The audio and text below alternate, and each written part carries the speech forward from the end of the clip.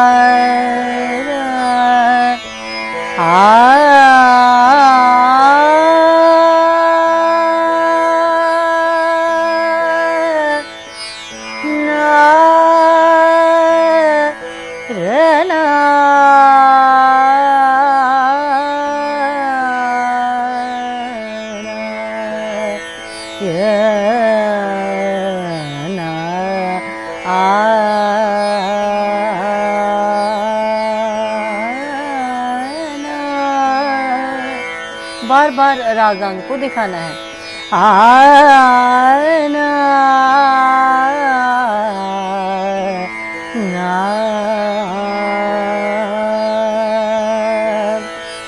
घन गरजे घोर आए, घन गरजे घोर आए, घन गरजे घोर आए, घन गरजे घोर आए, घन गरजे घोर।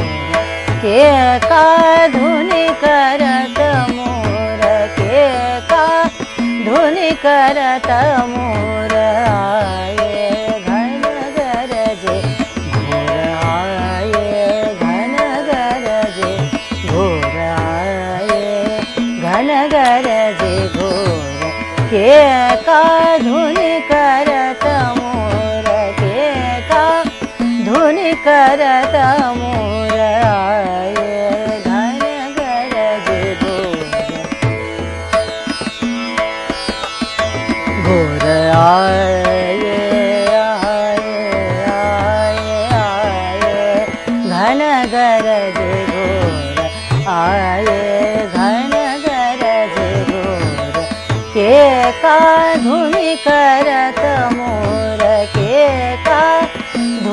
करत मोर आए, घन गरजे घोर आए, आए घन गरजे घोर। प्यू प्यू पपिहन कोरोर, प्यू प्यू पपिहन कोरोर, झूमे सखी मन करोर, झूमे सखी मन करोर, आए घन गरजे घोर, आए घन गरजे घोर, आए घन गरजे, आए घन गरजे घोर, आए। पूरी बंदिश जो है वर्षा ऋतु में क्या क्या होता है उसका वर्णन है कि घन गरजे घोर आए, केका ध्वनि करत मोर, मोर की जो ध्वनि है उसको केका ध्वनि कही जाती है। और प्यू प्यू पपिहन करोर, पपिहा जो है प्यू प्यू जो है इस तरह की आवाज निकाल रहा है। और झूमे सखी मन करुण, मन जो है वो करोड़ों तरीके से झूम रहा है। तो इस प्रकार का एक जो वातावरण वर्षा ऋतु का वो बंदिश में भी है और स्वरों से भी जो है वो सामने आ रहा है। मल्हार अंग बार बार इसमें प्रयोग होता है। आए घन गरजे घोर, आए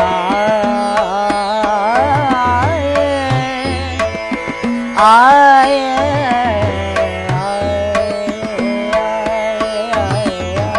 आए घन गरजे घोर, आए आए घन घन घोर, आए घन गरजे घोर, मरे पाग मरे सानी धनी साए, घन गरजे घोर, आए आए आए आए, घन गरजे घोर, आए। समार पा मलारंग, मा मा पा मा पनी धनी पा, मा पनी धनी पनी मम पग, कारणांग ग मारे सा।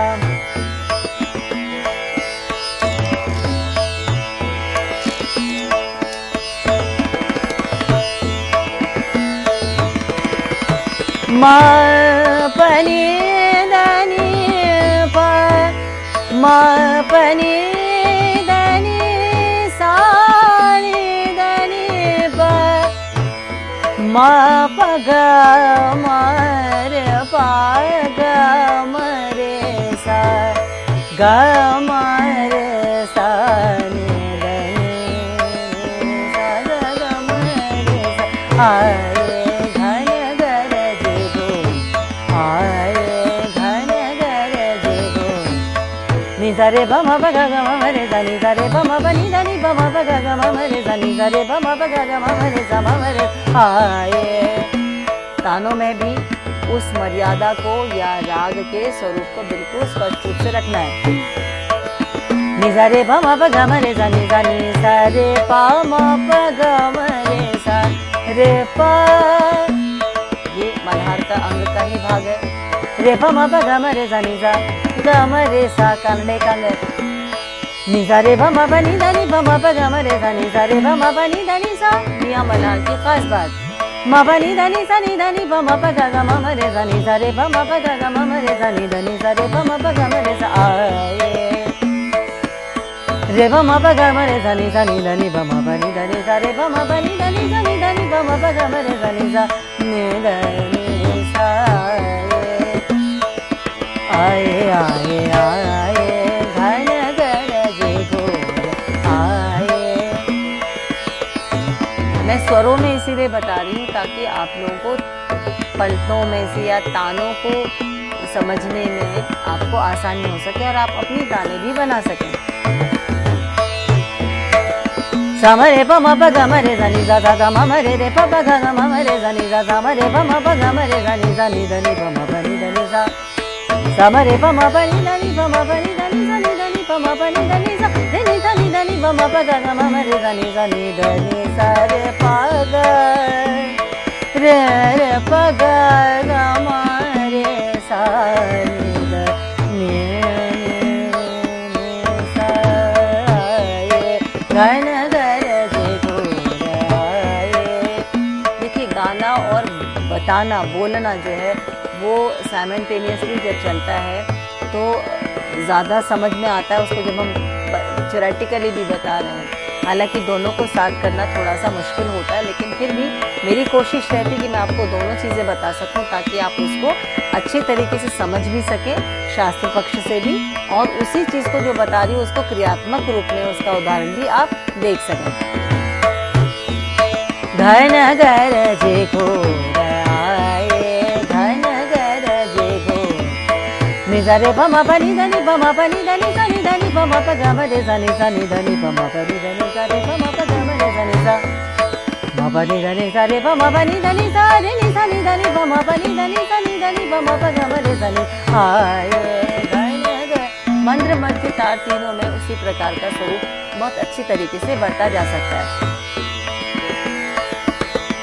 मम रे ध नि सा रे प म प नि ध नि सा नि ध नि प म प ग म रे सा नि ध नि ध नि प म प नि ध नि सा नि ध नि प म प ग म रे सा नि सा ग म रे आए घन गरजे घो ग म रे सा नि सा म प ग म रे सा नि सा म रे प प ग म रे सा नि सा नि ध नि प म प ग म रे सा नि सा नि प म प ग म रे सा नि सा नि ध नि प म प ग म रे सा नि सा रे सा नि ध नि प म प ग म रे सा नि सा ग म रे सा नि ध नि प म प ग म रे सा नि सा रे प म प ग म रे सा नि सा नि ध नि प म प नि ध नि सा नि ध नि प म प ग म रे सा आए घन गरजे घोर आए घन गरजे घोर आए घन गरजे घोर घन गरजे घोर घोर आए।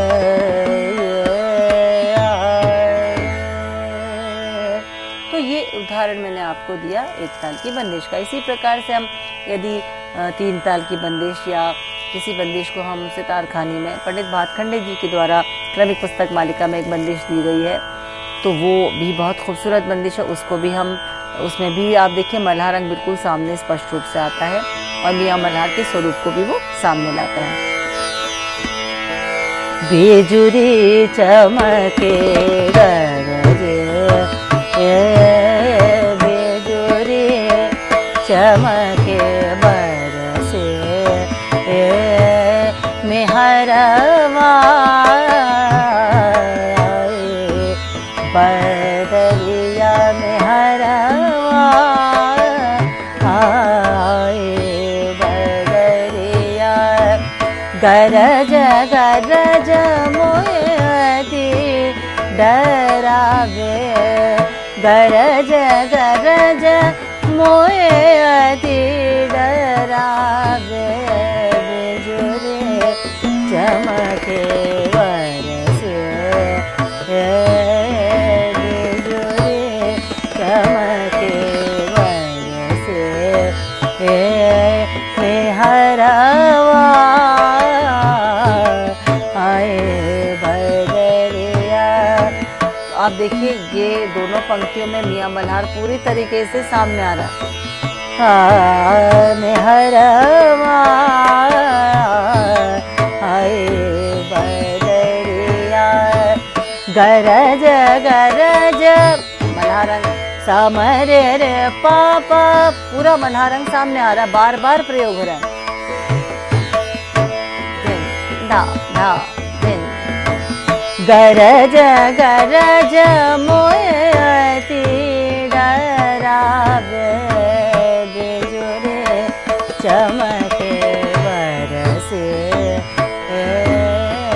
बिजुरी चमके बरसे बरसे बिजुरी चमके बरसे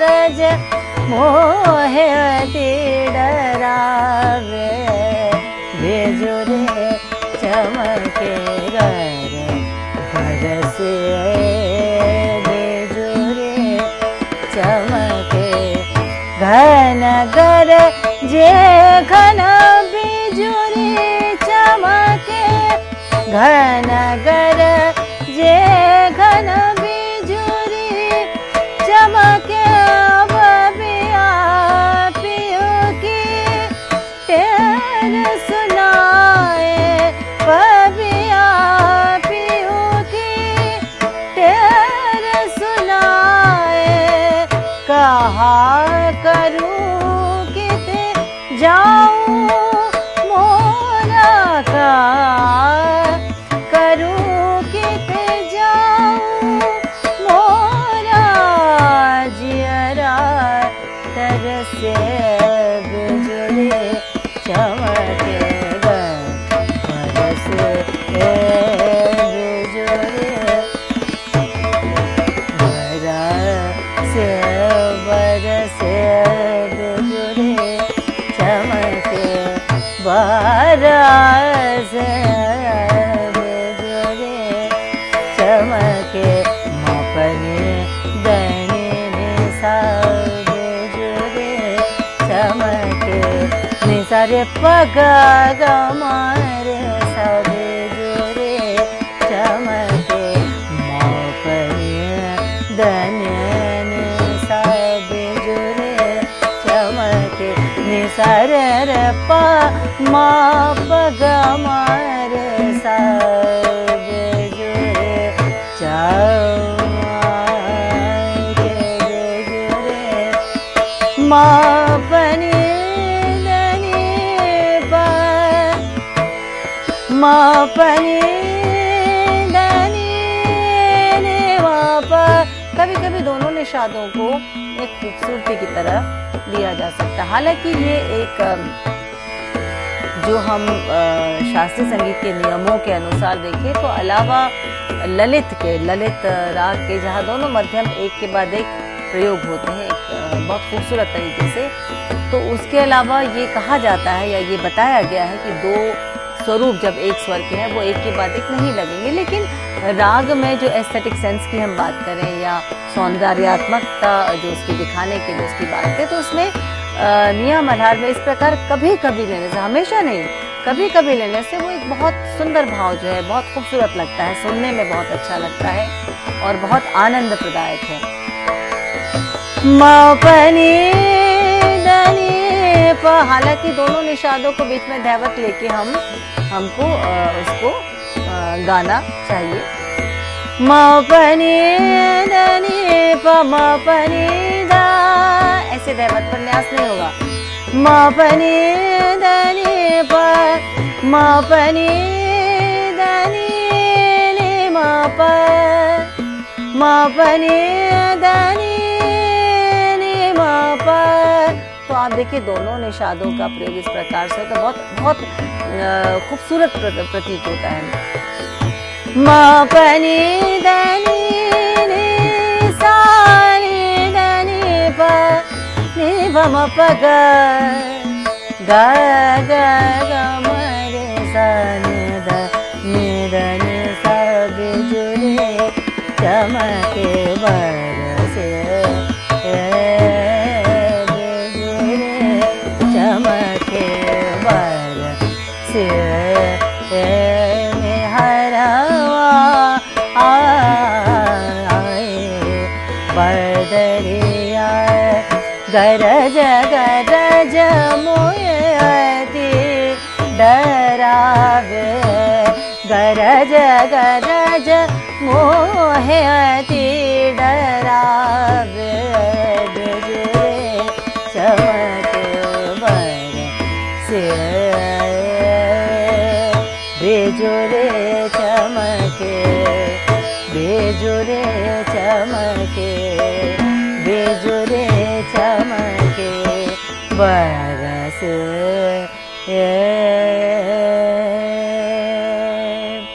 तो हम मल्हार अंग के अंतर्गत या मल्हार रागांग को बताते हुए हमने आपको उदाहरण मियाँ मल्हार राग का दिया है। किसी भी राग को जब हम प्रस्तुत करते हैं तो उसमें हम हमेशा कहते हैं कि ये राग इस कॉम्बिनेशन से बना है, अलावा कुछ बेसिक रागों के, या कुछ राग ऐसे भी हैं जिसमें शायद वो कॉम्बिनेशन जो है वो इतने नहीं दिखाई पड़ते। फिर भी हम जब ये कहते हैं कि राग इस कॉम्बिनेशन से बना या इस राग में ये अंग हैं, तो मेरी आपसे ये विशिष्ट रूप से ये आपसे एक प्रार्थना कहें या एक दरख्वास्त रहेगी कि आप जब भी रागों को करें तो उसमें पहले उसके उस राग में कौन से रागांग हैं, कौन से विशिष्ट स्वर समुदाय हैं, कौन से स्वरगुच्छ वो एक अपनी इम्पोर्टेंस रखते हुए आवश्यक रूप में जो है उस राग में प्रयोग होते हैं, इसका हमें पूरा ध्यान रखना चाहिए। गाते गाते ऐसा नहीं होना चाहिए कि उस राग की जो अपनी खासियत है या कहें कि उसकी अपनी एक आइडेंटिटी वो ख़त्म हो जाए।